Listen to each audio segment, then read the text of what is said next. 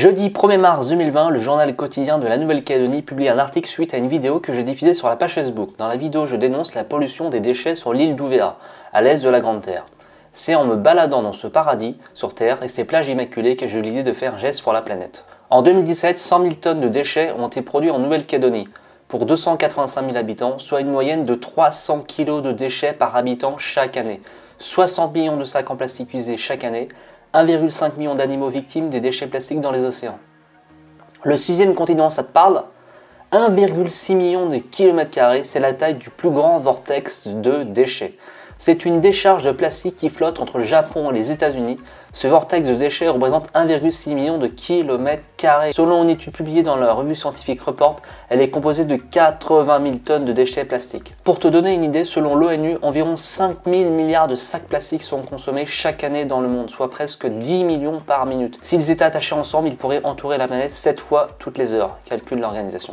En Nouvelle-Calédonie, il n'existe pas de centre de recyclage des déchets. Mis à part pour les déchets verts qui sont compostés et les huiles usagées qui sont brûlées dans les usines thermoélectriques, les déchets ménagers sont simplement enfouis sous la terre. Par ailleurs, les décharges émettent de très grandes quantités de gaz à effet de serre, notamment des méthanes. Elles participent donc fortement au changement climatique global et donc indirectement au dérèglement des écosystèmes et à la base de la biodiversité. Dans un communiqué publié le 11 décembre 2019, l'ONG a estimé qu'entre 60 et 80% des débris marins sont d'origine terrestre. Si une partie des déchets viennent de la mer, cependant j'ai constaté qu'un grand nombre de déchets, comme les canettes de bière, avaient été laissés volontairement sur la plage. Ainsi, chacun doit prendre ses responsabilités et ne pas utiliser ces plages comme une poubelle à ciel ouvert. L'archipel français a pris la décision d'interdire progressivement d'ici 2020 l'utilisation de tous les objets en plastique à usage unique pour lutter contre la pollution, pailles, couverts, jetables et autres gobelets. Après des mois de débats, la Nouvelle-Calédonie a décidé de bannir officiellement tous les objets en plastique à usage unique, non compostables ou non recyclables. Il était temps, le plastique était un fléau en Nouvelle-Calédonie. On en trouve sur les rivières, les mangroves, la forêt, le lagon. Depuis le 1er juillet 2019, les sacs en plastique à usage unique distribués à la caisse des magasins, les sacs non bio-sourcés ainsi que les cabas en plastique réutilisables sont interdits. Depuis le 1er septembre 2019, les gobelets, verres, tasses, assiettes, pailles ou encore coton-tige en plastique sont également interdits. Enfin, à partir du 1er mai 2020, les parquets destinés à l'emballage des denrées alimentaires au moment de l'achat ou pour des livraisons seront à leur tour prohibés. La sensibilisation sur l'environnement doit se faire dès le plus jeune âge, afin de prendre conscience des enjeux majeurs qui existent sur la biodiversité des océans de la mer. Calédo Clean est une association créée en 2012 qui a pour objectif d'organiser et de soutenir toute action liée au développement durable de la Grande Terre. Si tu souhaites ramasser les déchets et participer, je t'invite à les contacter. Eh bien salut à tous, bienvenue sur ma chaîne YouTube, ça fait super plaisir de vous retrouver pour cette nouvelle vidéo. Ça fait déjà une semaine que je suis sur l'île d'Ouvéa, l'île paradisiaque, c'est une des îles Loyauté. Aujourd'hui, petite journée spéciale, je vais commencer ma journée à nettoyer la fameuse plage centrale d'Ouvéa, une des plus belles plages du monde. Franchement, c'est un truc de fou, c'est un paradis sur terre. Et vous savez ce que je vais faire? J'ai un sac poubelle et je vais nettoyer les détritus. Car en fait, il y a malheureusement, alors des personnes, je ne sais pas qui jette les détritus, mais comment on peut jeter des détritus dans ce tel paradis? J'arrive pas à comprendre les gens en fait. Donc on va commencer ensemble à nettoyer les plages. Je vous invite vraiment à le faire quand vous avez un peu de temps, quand vous êtes en visite. Ça vous prend quelques minutes. Là, je vais... Dès que j'ai mon sac rempli, je continue la visite. L'objectif aujourd'hui, c'est de visiter aussi la pointe sud. Ainsi, j'aurai fait quasiment toute l'île. Je vous invite vraiment à revisionner les dernières vidéos. J'ai fait la pointe nord, j'ai fait donc la ville centrale le premier jour. Là, je vais faire la pointe sud. J'ai fait les falaises de Léquine. Allez, c'est parti.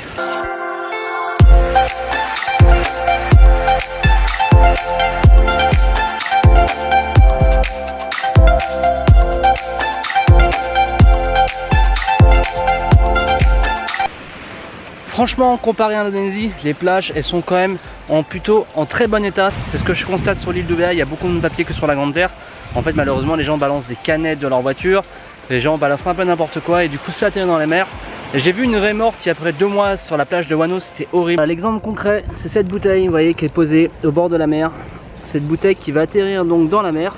Et regardez, les conséquences seront gravissimes car en fait les tortues, les poissons, ça va altérer en fait tout l'écosystème. Ça va pas être gravissime, cette bouteille va mettre plusieurs années à se détruire. Franchement, jetez-les dans les poubelles. J'avais fait une vidéo à Bali où j'avais ramassé des détritus, mais franchement j'ai perdu totalement espoir à Bali. Je suis arrivé sur une plage et c'était tout au nord-ouest de Bali et en fait c'était rempli de détritus. J'ai fait ça une après-midi, mais quand j'ai vu toutes les plages comme ça, j'ai totalement perdu espoir. En Calédonie, il y a vraiment... ça reste très préservé. Et encore une poubelle, et encore une poubelle. Et une bouteille encore.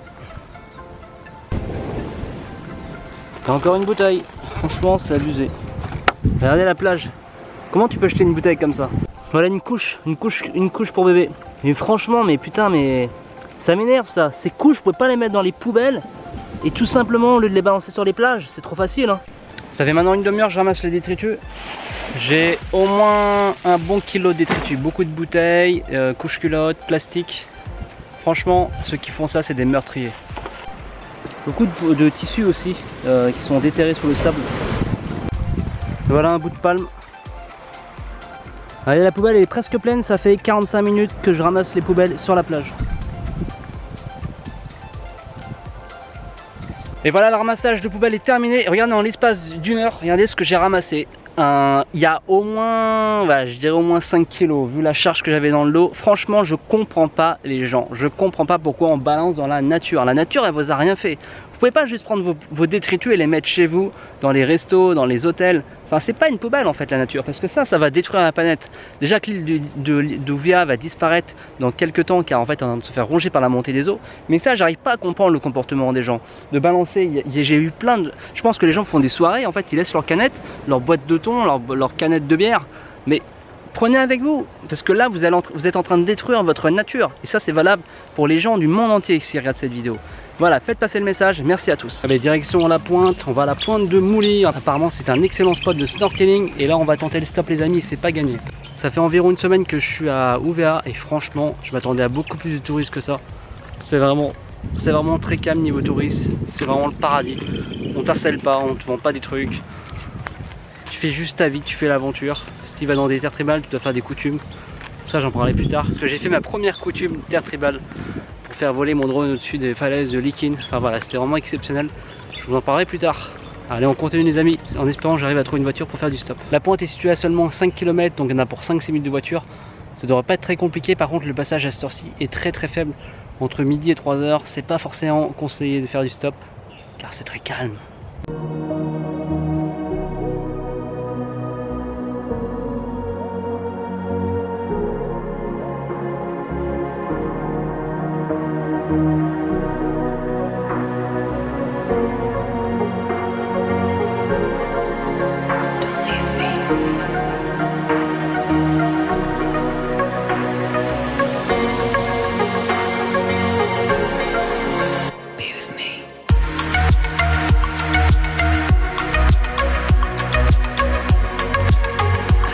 Il y a un local qui m'a pris en stop pendant moins de 2 km, donc ça va vachement avancer. C'est super motivant quand tu fais du stop et que tu attends quasiment pendant 3/4 d'heure, il n'y a aucun véhicule.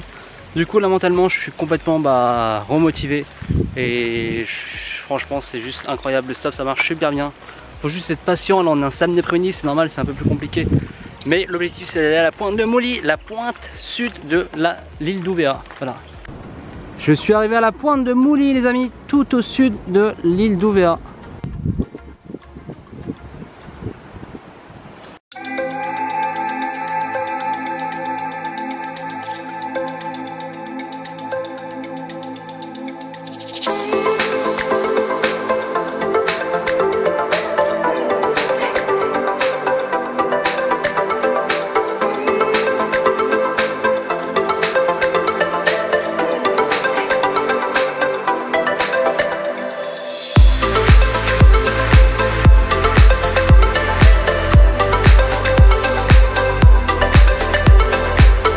Merci à tous d'avoir suivi cette vidéo, n'hésitez pas à vous abonner, à mettre un petit commentaire, à réagir, à me donner des conseils pour m'améliorer. Je vous donne rendez-vous à très bientôt pour des prochaines vidéos en Nouvelle-Calédonie. Salut les amis!